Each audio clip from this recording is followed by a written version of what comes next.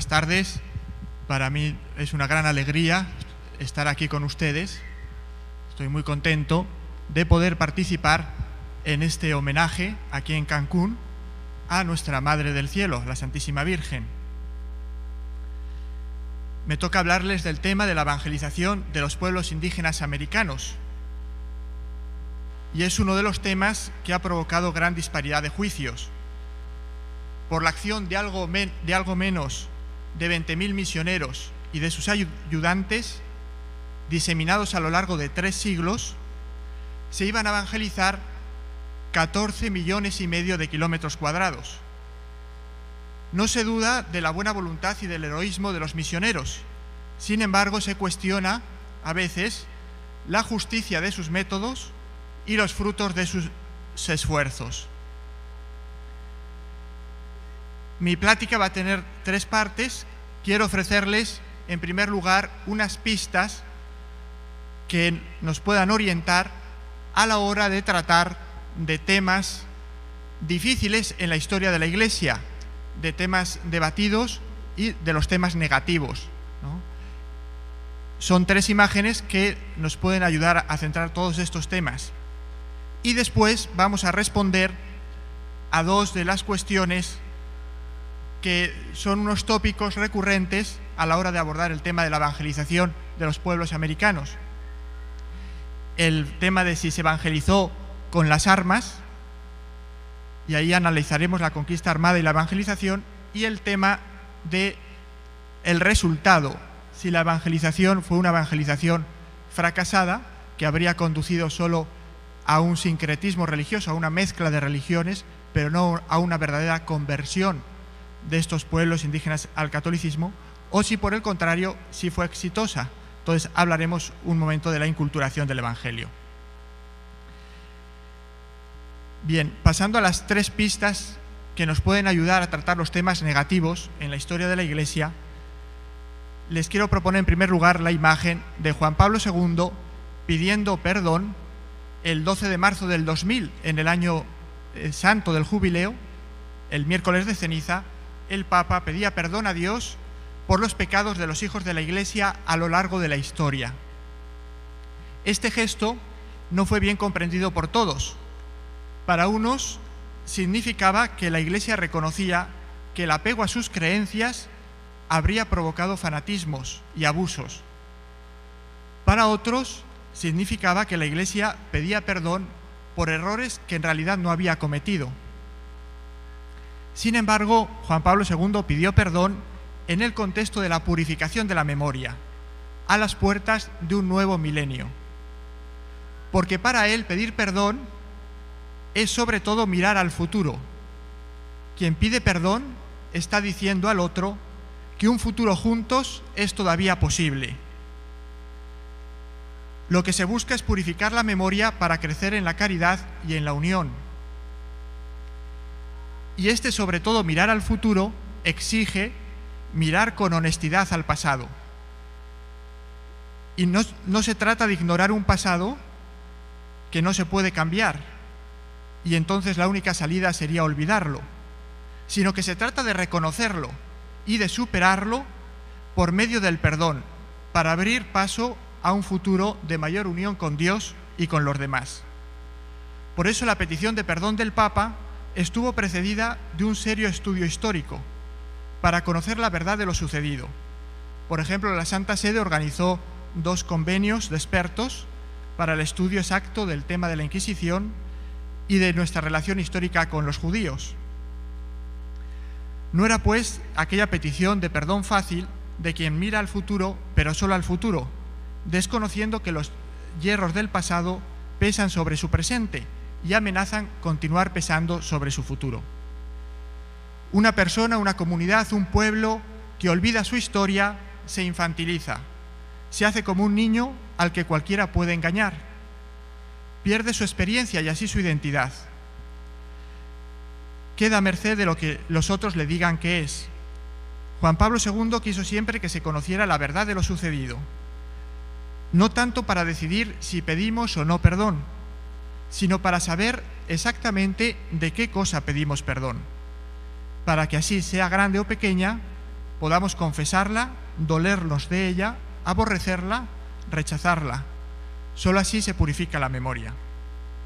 La Iglesia es un poco como una madre de un asesino impenitente, que dolida pide perdón a la familia de la víctima. Ella no es culpable, aborrece el acto de su hijo, jamás lo haría, pero pide que perdonen a su hijo, dado que él no pide perdón. De esta manera reconoce el mal del hijo y al mismo tiempo se declara solidaria con él. Reconoce que está ligada al autor del mal y que de alguna manera le puede dar voz. La Iglesia así se siente solidaria con sus hijos pecadores. ¿No pidió perdón Jesús en la cruz? Perdónalos porque no saben lo que hacen. La venida de Jesús al mundo no ha sido un hacerse solidario con el hombre pecador para pedir perdón al Padre en su nombre. Es hermoso considerar que Jesús no solo tomó un cuerpo y un alma humanos, sino que también además quiso asumir un apellido, Jesús de José. Asumió una genealogía en la que, según nos dicen los evangelistas, hay santos y hay pecadores, haciéndose solidario así de una familia, de una estirpe, de un pueblo, de la humanidad y de su historia. No es extraño que la Iglesia repita el gesto de una madre y que el Papa repita el gesto de Jesucristo. En segundo lugar, la imagen de la barca.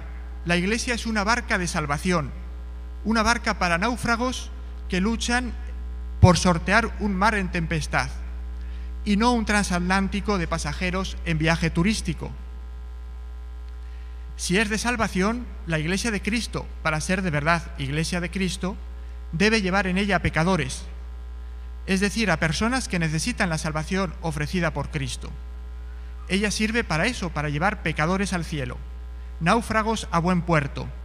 Y náufragos no solo son aquellos que están tragando agua en peligro inminente de ahogarse, también son los que están sobre la nave, respirando, pero que fuera de ella se ahogarían. Náufragos o pecadores somos las personas que todavía no estamos salvadas, sino que permaneciendo en la nave no nos ahogamos del todo y podemos esperar la salvación.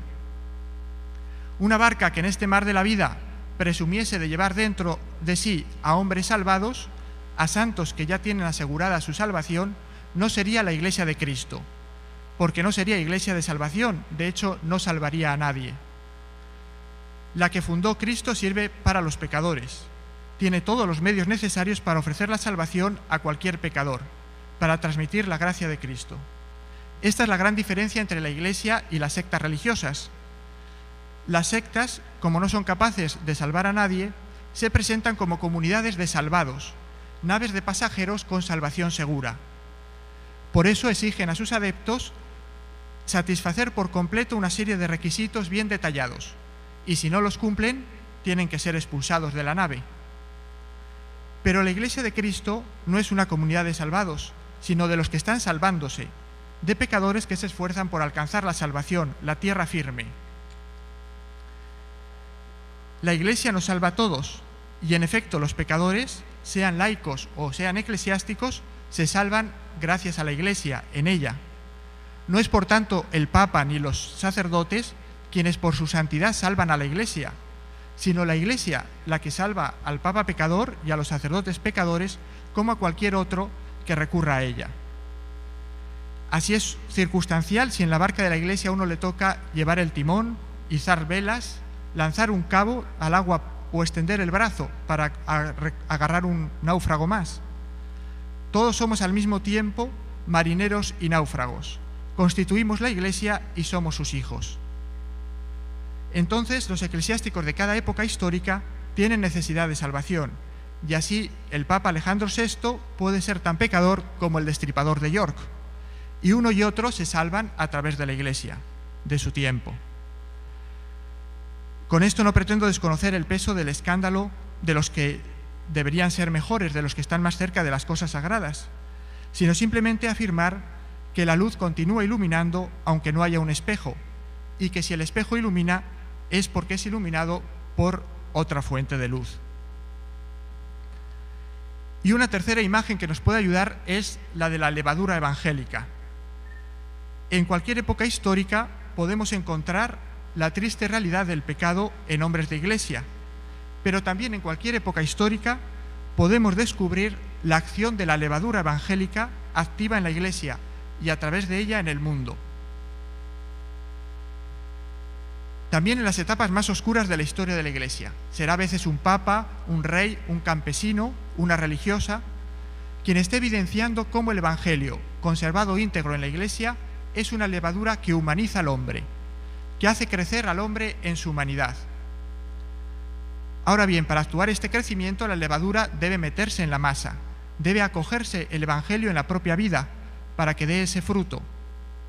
El evangelio es humanizador solo cuando se coloca en el hombre. Los eclesiásticos y católicos son siempre hombres del mundo, hombres de su época y de su cultura. No son producto de un laboratorio que en toda época y lugar deban presentar las mismas características. Y debe ser así porque la Iglesia viene a salvar a todo hombre. Debe presentar el evangelio al hombre de toda época y cultura.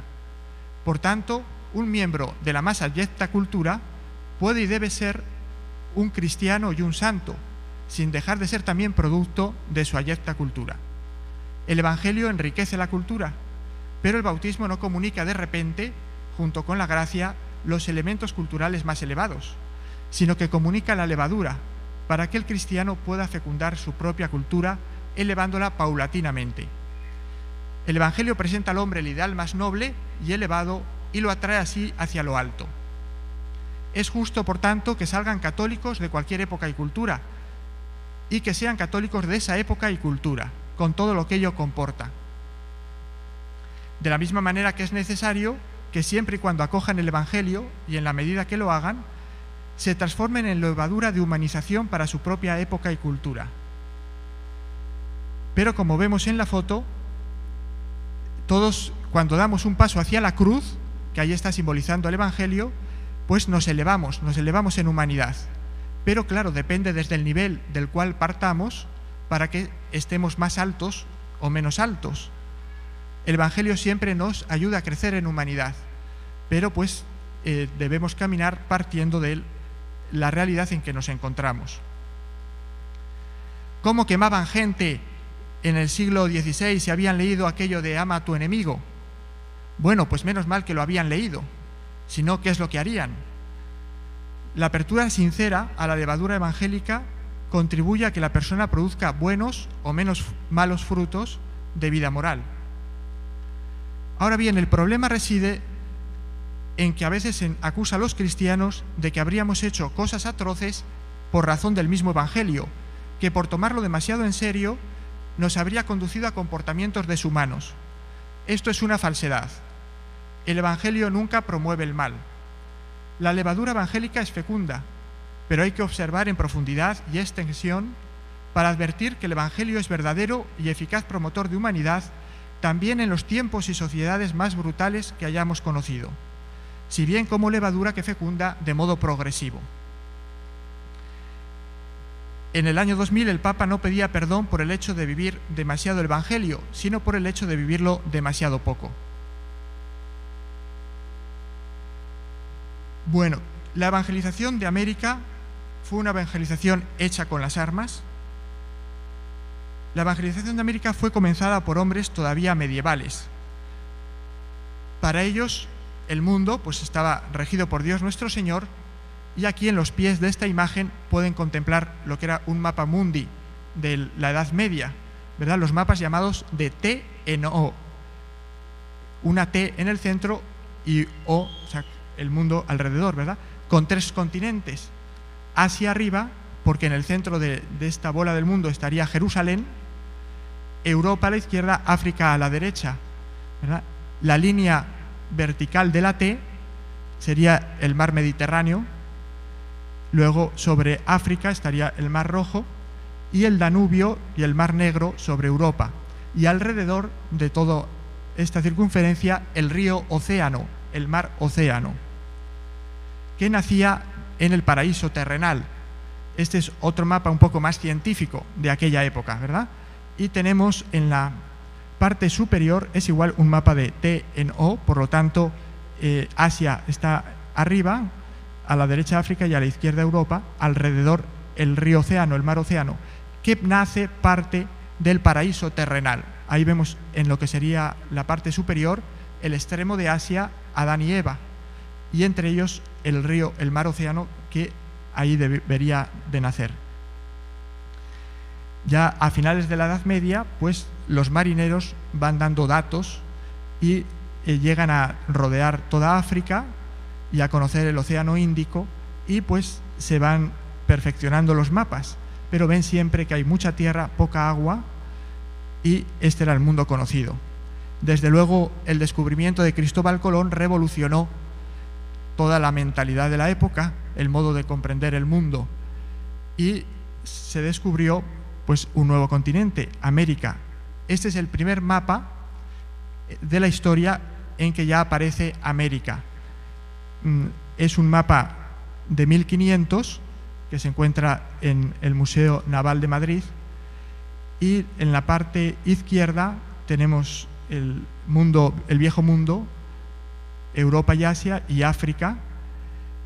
Se pueden ver a los 3 reyes magos avanzando desde Asia, y en el extremo izquierdo, según contemplamos, hay dibujado un San Cristóbal cruzando, ¿verdad?, las aguas con el niño Jesús en brazos, y a los pies de él se puede ver la isla de Santo Domingo, la isla La Española, y también lo que entonces conocían de la isla de Cuba. Son las primeras tierras americanas representadas en el mapa.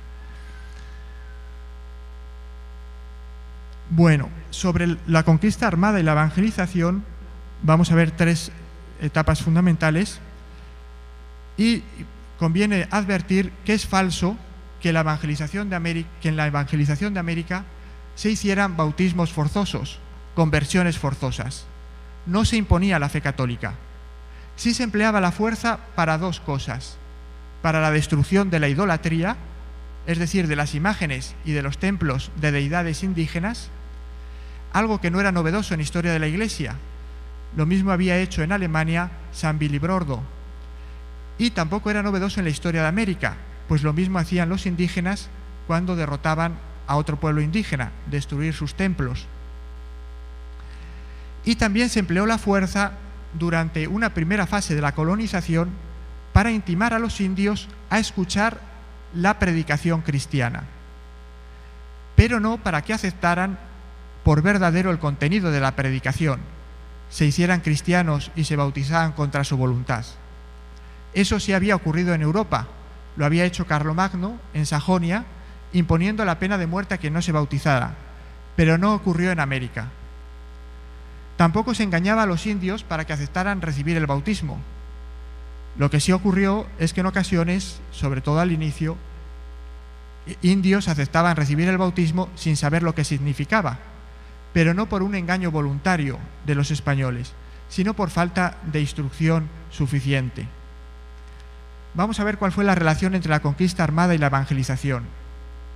La evangelización de América fue comenzada por hombres todavía medievales, y en virtud de una teoría política medieval se consideraba que, siendo Dios el Señor del mundo, su vicario en la tierra, el Papa, podía entregar el poder de los reinos paganos a príncipes cristianos con la finalidad de que los evangelizaran.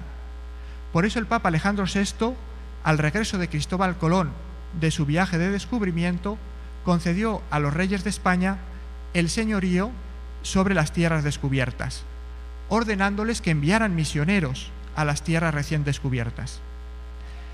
La experiencia de la evangelización de los pueblos durante la Edad Media había hecho pensar que la conversión del jefe al cristianismo, o en su defecto el sometimiento político a un rey cristiano, era medio necesario para lograr la conversión de un pueblo. Así se había evangelizado el centro y norte de Europa durante la Edad Media, mediante la conversión de los jefes políticos. Y también había sido el amparo político lo que había permitido llegar a sembrar el Evangelio en Extremo Oriente, en China, ya en el siglo XIV. Y precisamente el cambio de dinastía en China, cuando entró en el poder la dinastía Ming, que se opuso a la predicación cristiana fue lo que cerró las puertas y detuvo esa evangelización de China. En consecuencia, cuando se descubre América por estos hombres medievales, esta era la idea que ellos llevaban, que era necesario que el poder político apoyara la evangelización. En consecuencia, con la donación pontificia que habían recibido, los reyes de España se sentirían responsables de la evangelización y ligan esa obligación de evangelizar a su soberanía temporal. Es el hecho de que ellos van a evangelizar lo que les legitima como soberanos de estas nuevas tierras. Ya desde el segundo viaje de Colón a América, los reyes católicos se preocupan por el establecimiento de la Iglesia en las nuevas tierras y envían entre los viajeros a un primer grupo de 8 religiosos, bajo la dirección de Fray Bernardo Boil, un fraile mínimo catalán nombrado vicario pontificio por el Papa, representante suyo para las nuevas tierras, a propuesta de los reyes. Este buen fraile se desalentó muy pronto ante las dificultades y regresó enseguida a España. Ante su regreso, ya los reyes no buscan nombrar otro eclesiástico como representante del Papa en las Indias, en las nuevas tierras, sino que solicitan al Papa el derecho de patronato, que otorgará el Papa Julio II en 1508, cuando todavía lo único que se conoce es la zona antillana. ¿Qué es esto del patronato? Bueno, es la concesión del Papa al rey del derecho a designar a todas las personas que ocuparán puestos eclesiásticos en las nuevas tierras, a cambio de que los reyes financien el establecimiento de la Iglesia en esas tierras. Por este derecho, los reyes de España nombrarán todas las autoridades eclesiásticas en las Indias, en América, durante los 3 siglos que reinaron. Ellos nombraron al obispo Zumárraga, ellos nombraron pues a tantos otros que luego seguirían, e incluso a los mismos párrocos, a los doctrineros de Indias. Los eclesiásticos, para pasar de Europa a América, necesitaban el permiso de los reyes. Y además de darles este privilegio, el Papa les va a dar otros 2. Les concede el ingreso de los diezmos en la hacienda pública y también les va a conceder que los reyes propongan y definan los límites de las diócesis que se vayan creando. Así, con estas concesiones del Papa, los reyes españoles en la práctica pasarán a dirigir la totalidad de la vida eclesiástica en América. Incluso llegará a difundirse la idea de que el Papa, con todas estas concesiones que había recibido, que el rey de España, con todas las concesiones que había recibido del Papa, pues había pasado a ser el vicario del Papa en América.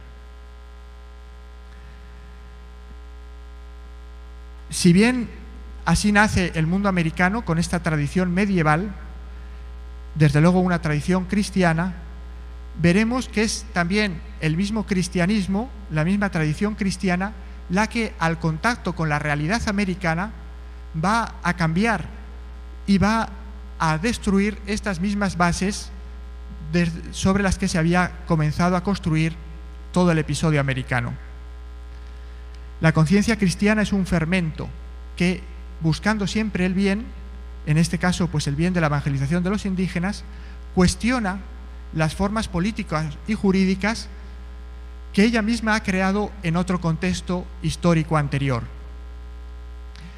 Así, muy pronto se empieza a ver que surgen una serie de abusos en las nuevas tierras que sufren los indios, y un buen día, en el domingo de Adviento, cuarto domingo de Adviento de 1511, en la isla La Española, un dominico, Fray Antonio de Montesinos, predica un sermón.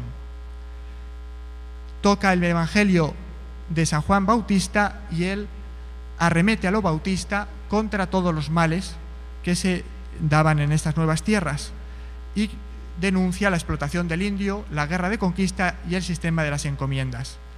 Ante esta denuncia, que llega hasta oídos del rey, se van a reunir unas juntas de expertos, de teólogos y de juristas en España, que darán lugar al nacimiento de unas leyes y entre ellas el llamado requerimiento. El requerimiento era un documento, ¿verdad?, que lo que hacía era explicar cuáles eran los derechos del rey de España al dominio de las Indias.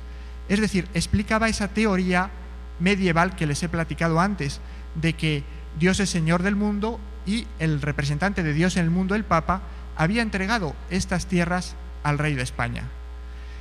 Y se exige que ese documento sea leído a los indios siempre antes de hacer una conquista, antes de entrar en guerra con ellos.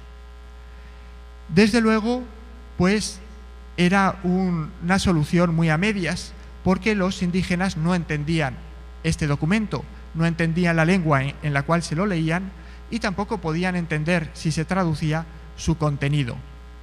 Así que muy poco arregló.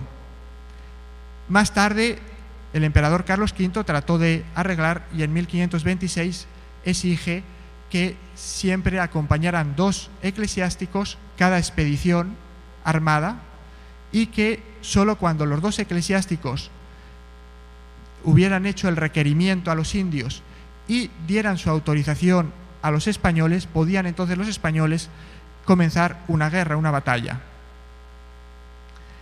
Siguen siendo pues arreglos muy parciales y el problema de fondo permanece.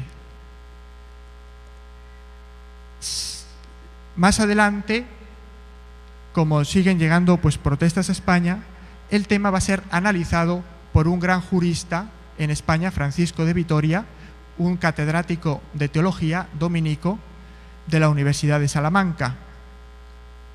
Y él va a ser el que niegue que el Papa tuviera derecho a entregar señoríos indígenas paganos a reyes católicos.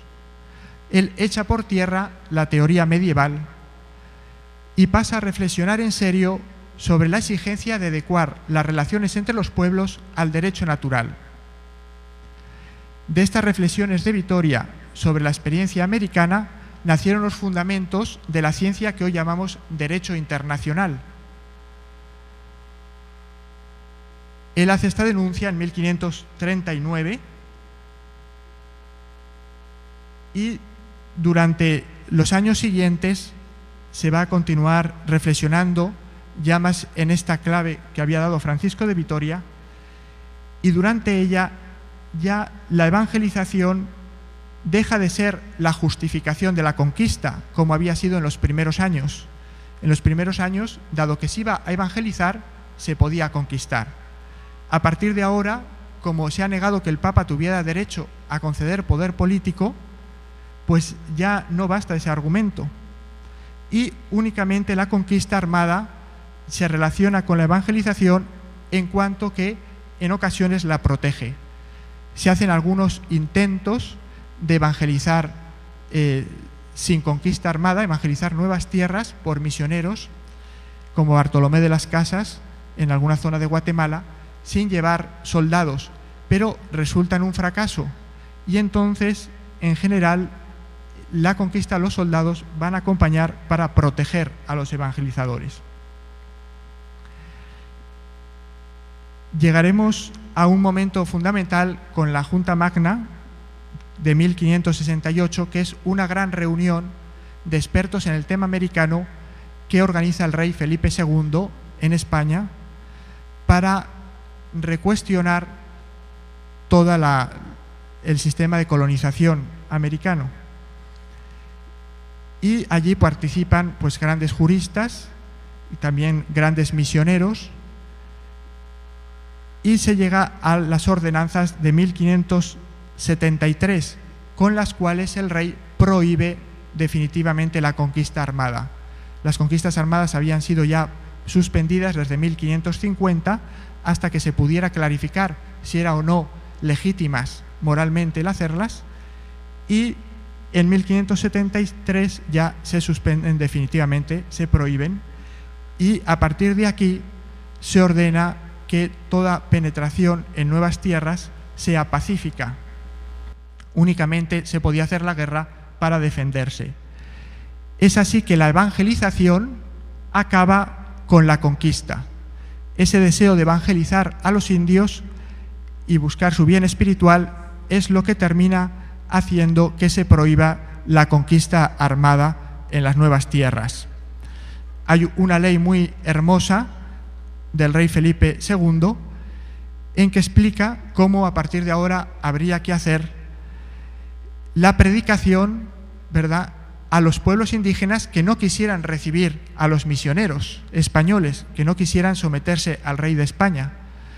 Y es simpático porque dice, bueno, pues lo que hay que hacer en ese caso es organizar una fiesta, que aquellos indígenas que sí sean ya católicos y que ya hayan recibido los predicadores, organicen una fiesta en su pueblo e inviten a ella a esos otros indígenas que no quieren recibir a los predicadores, ¿verdad?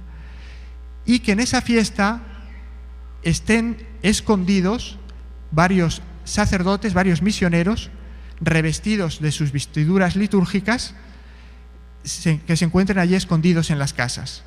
Y en el momento en que la fiesta esté más alegre, que ya los indios que hayan venido de fuera estén muy contentos, entonces en ese preciso momento salgan los misioneros, ¿verdad?, revestidos, y comiencen a predicar el Evangelio. Y entonces los indígenas anfitriones, que sí son ya católicos, escuchen con mucha atención a estos misioneros y le expliquen a sus otros amigos indígenas que no aceptan a los predicadores, les expliquen quiénes son, que son muy buenas personas, y que les animen también a escucharlos, ¿no?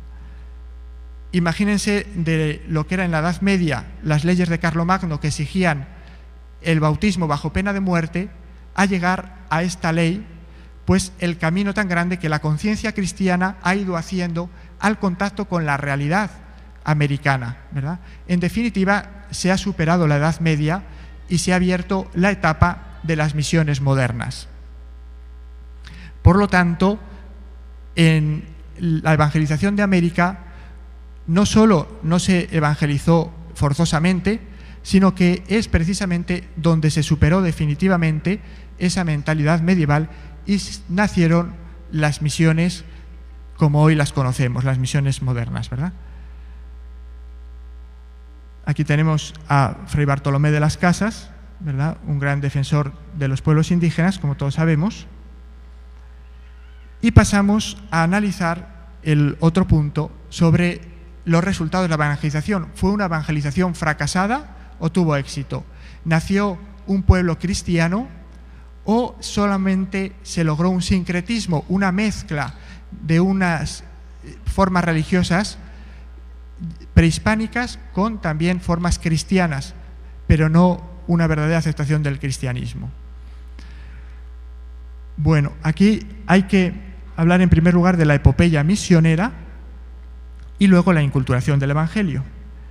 Sobre la epopeya misionera, pues hay tres etapas, ¿verdad? La etapa antillana, antes de México, de 1493 hasta 1523, que es un periodo de experimentación. Se logró muy poco, porque la población indígena de las Antillas se vio reducida rápidamente, llegando prácticamente a desaparecer. Aquí les voy a mostrar algunos cuadros de la caída demográfica indígena.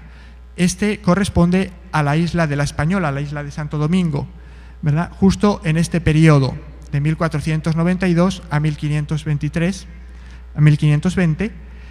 Realmente, para 1518, la población indígena de la isla de Santo Domingo se extingue, ¿verdad?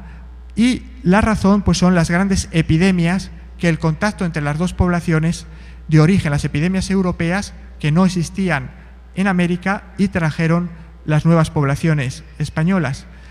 Aquí está la influencia, la gripa causó grandísimos muertos, el tifo, el sarampión, ¿verdad?, y otra nueva gripa y sarampión, y al final la viruela.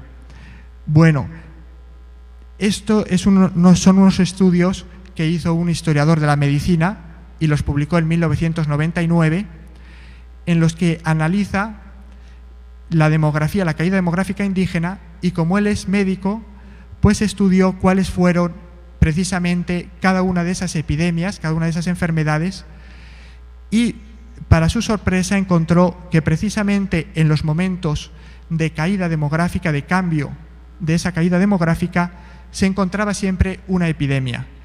Y estudiando cuál era esta epidemia y las consecuencias que podía tener en ese ambiente, en que no había defensas, pues realmente encuentra que se justifica plenamente a través de las epidemias esa caída demográfica. Esto no quiere decir que no murieran indígenas también por razones del trabajo, por razones también de injusticias, etcétera, pero que realmente la caída demográfica que se refleja, que llega a ser reflejada en gráficas, pues sí se justifica a través de las epidemias. Fue la razón principalísima. Aquí está el caso del Virreinato de la Nueva España, de México, entre 1520 a 1620. ¿Verdad? La serie de epidemias que afectaron, en primer lugar la viruela, pero luego toda otra sucesión de ellas, hasta que luego ya se estabilizó un poco la situación, aunque pues ya muy reducida. También hay que pensar que con el mestizaje de las poblaciones, pues lógicamente la población indígena va disminuyendo, porque cada mestizo es un indígena menos. Y este es el caso del Virreinato del Perú en los mismos años, de 1520 a 1620. Ahí llegaron primero las epidemias que los militares, que los españoles conquistadores. Ya desde 1524 comienza a detectarse estas epidemias y se ve la caída tan rápida de la población, ¿verdad?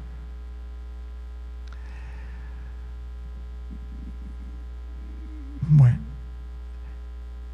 Después de esa primera etapa de experimentación antillana, llegó pues el gran acontecimiento del descubrimiento y conquista de México, entre 1519 y 1522. Hernán Cortés, con su hueste, conquista el Imperio Azteca, abriendo el espacio mexicano a la predicación del Evangelio. Cortés era un hombre que en medio de sus limitaciones morales era sinceramente religioso, muy devoto de la Virgen María y consciente de que debía predicar el Evangelio. Acompañado del sacerdote mercedario, padre Bartolomé de Olmedo, y del presbítero Juan Díaz, el primer grupo de españoles que se internaba en el Imperio Azteca, algo menos de 500 hombres, realizó ya el primer esfuerzo por evangelizar a los pueblos indígenas. En Cozumel, Juan Díaz celebra la primera misa. En Zempoala destruyen los ídolos indígenas, predican la fe cristiana e impelen al abandono de los sacrificios humanos. Celebran misa en público para atraer a los indios con el ejemplo de su fervor, bautizan a 8 mujeres, dejan un altar con la cruz y la imagen de la Virgen, y un miembro de la hueste, Juan de Torres, se queda como ermitaño solo entre los indios, velando por la cruz y por la imagen de la Virgen. La escena se repite por donde pasan, si bien no siempre con todos los elementos. El padre Olmedo tuvo que moderar varias veces el afán de Cortés por hacer cristianos casi a la fuerza. En Cholula impidió el derrocamiento de los ídolos y varias veces se opuso a que se dejase la cruz por no considerar preparados a los indígenas. No son pocos los casos en que es el mismo Cortés quien dirige a los indios encendidas predicaciones de la fe cristiana. Y cuando la conquista quede consumada, él pedirá con insistencia al rey el envío de frailes misioneros a México. De entre sus soldados, algo menos de 500, sabemos que al menos 8 después se hicieron religiosos. En el México recién conquistado, desde 1523, Fray Pedro de Gante, un franciscano, trabaja por atraer a los indígenas a la fe. Era un misionero paciente e incansable que comenzó por ganarse la confianza de los indios. Procurará sin pausa su conversión y también su dignificación humana. Les predicará la fe en su propia lengua, y les enseñará multitud de oficios y trabajos manuales para su desarrollo económico, social y humano. No fue un sacerdote, fue solamente un hermano misionero dedicado con todas sus fuerzas al bien espiritual y moral de los indígenas. Aquí tenemos el catecismo de dibujos que él confeccionó para predicar la fe a los indígenas. En 1524 llegó a México el grupo de los 12 apóstoles franciscanos, teniendo como superior a Fray Martín de Valencia. Y su entusiasmo predicador se vio recompensado con muchos frutos de conversión. Entre ellos se encuentra el famoso misionero Motolinía, Fray Toribio de Benavente. Motolinía es el nombre que él asumió, que en lengua indígena significaba pobrecito. Después de los franciscanos llegarán en 1526 los dominicos y en 1533 los agustinos. Y poco a poco pues van aumentando los misioneros en tierras mexicanas. Los jesuitas lo harán en 1572. Aquí tenemos algunas imágenes de los catecismos que en lengua castellana y zapoteca, en este caso, prepararon los misioneros. Hicieron una gran búsqueda del estudio de las lenguas para realmente así poder acercarse a los pueblos indígenas. Utilizaron unos métodos de persuasión, ¿verdad?, comenzando por ganarse la benevolencia de los indígenas para que pudieran escuchar la fe, y se supieron servir también de los niños indígenas como misioneros de sus mayores. Tenemos el caso de los niños mártires que el Papa Juan Pablo II beatificó, ¿verdad? Cristóbal, Antonio y Juan, mártires indígenas entre sus propios pueblos. Y luego utilizaron distintos métodos catequéticos, como pues el explicar en lenguas indígenas, estos catecismos, el teatro, las escuelas y la adaptación de los sacramentos a las condiciones de la vida en América, que dio lugar a muchas discusiones entre los mismos misioneros para encontrar la mejor manera de administrar el bautismo, el matrimonio con el problema de la poligamia, ¿verdad?, la comunión y el orden sacerdotal. Se formó en Tlatelolco, ¿verdad?, un colegio como seminario para alumnos indígenas en 1536. Y en general, al inicio se pensó que se iban a poder ordenar indígenas enseguida, luego más bien se fue más cauto porque costaba mucho el prepararlos para que realmente entendieran bien, ¿verdad?, en qué consistía el sacerdocio. En general, hicieron un gran esfuerzo estos misioneros. Esto es un sermonario, por ejemplo, ¿verdad? Preparaban sermones unos misioneros para que luego otros también pudieran aprovecharlos, y hacían equipo entre ellos para encontrar las mejores maneras de predicar. Este es otro catecismo, también bilingüe. Y realmente fueron logrando lo que es una auténtica inculturación. La inculturación del Evangelio consiste precisamente en meter el Evangelio en una cultura, inculturar, meter dentro de la cultura. Y este proceso de evangelizar una cultura, pues, tiene dos consecuencias. Por un lado, la cultura recibe los valores del Evangelio, se evangeliza. Y también, por otro lado, en la misma Iglesia se enriquece con esa nueva cultura que comienza a vivir el Evangelio. Los criterios de una buena inculturación del Evangelio son 6. 3 que obedecen a las condiciones de la cultura, y son estos 3, ¿verdad? El primero, la apertura intrínseca de la cultura. Toda cultura es un medio de relación de la persona con la realidad exterior y sirve para eso. Entonces, los misioneros eran muy conscientes de que había que proponer el Evangelio a los nuevos indígenas, porque la redención de Cristo es una realidad, y las culturas indígenas también debían abrirse a esa realidad de la gracia de Cristo. Luego, la universalidad del espíritu humano. Todos los hombres aunque tengamos culturas diversas, tenemos una misma condición humana y por lo tanto hay algo que nos une. Y en ese sentido siempre es posible la comunicación entre las culturas, buscando siempre el bien de los hombres, de las personas. Y la coherencia con el propio camino cultural de la Iglesia. Cuando la Iglesia llega a América, la hemos visto llegar con una mentalidad medieval. Ha hecho un recorrido y tiene una cultura propia, la misma Iglesia. Entonces, la evangelización con el pueblo americano se tenía necesariamente que hacer a través de un diálogo cultural entre la cultura de los misioneros y la cultura de los pueblos indígenas. Y hay otros 3 criterios de inculturación del Evangelio que responden a la misma condición del Evangelio.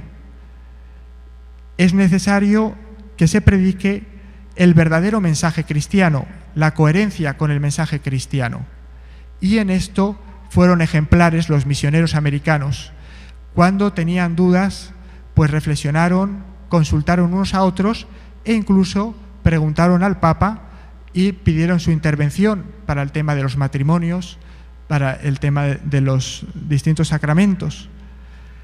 Se buscaba hacer accesible realmente la fe cristiana a través de buenos catecismos de manera inteligible para los indígenas.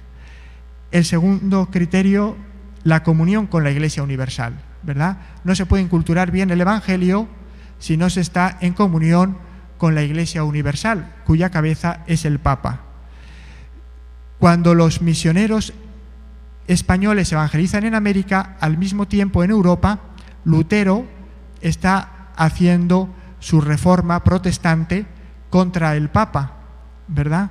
Y entonces los misioneros aquí en América eran muy conscientes de que ellos estaban de algún modo reconstruyendo una cristiandad que en Europa se estaba perdiendo y que en América debería dar grandes frutos para toda la historia del mundo. Y eso lo trataron de hacer conservando esa comunión con la Iglesia Universal, con el Papa. Y, en último lugar, con caridad. El Evangelio necesariamente se ha de edificar con métodos caritativos.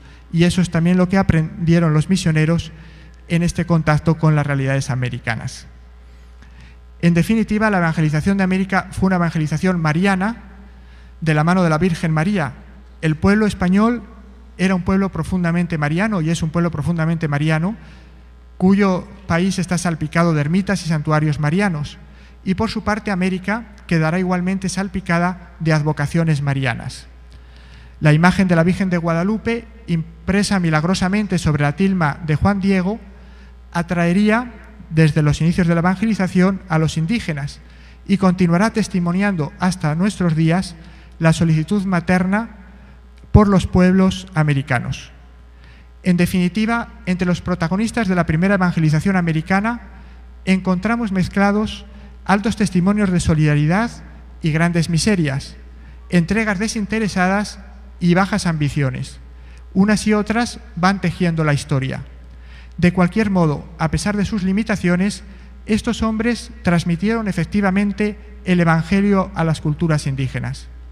Lo hicieron con mucho miedo y con un alto riesgo de equivocarse en los medios empleados, pero con más miedo todavía de no hacer partícipes de la amistad y redención de Jesucristo a los pueblos americanos. Muchas gracias.